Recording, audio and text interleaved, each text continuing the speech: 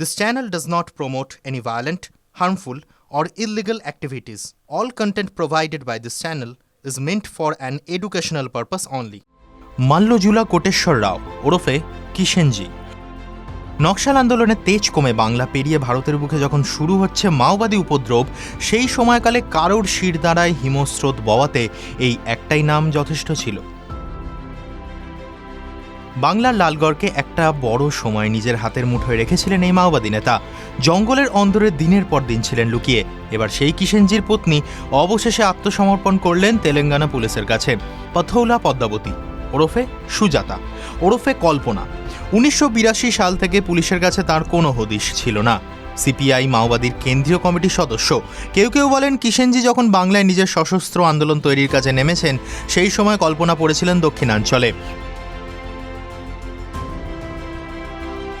এমনকি 2011 সালে কিষেনজি এনকাউন্টারের সময়ও সেখানে যে মহিলা ছিলেন তিনি সুজাতা নন, সুচিত্রা।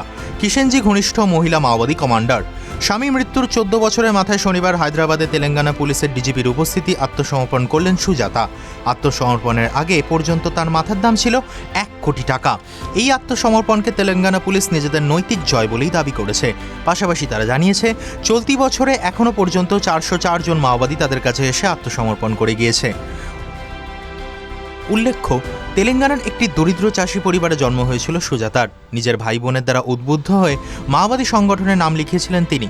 পরবর্তীতে পেয়েছিলেন কেন্দ্রীয় কমিটির সদস্য পদও। সেই সময় নিষিদ্ধ সংগঠনের কাজের জন্য ছত্তিশগড়, তেলেঙ্গানা এবং ওড়িশায় ওয়ান্টেড হয়েছিলেন তিনি। TV9 Bangla digital.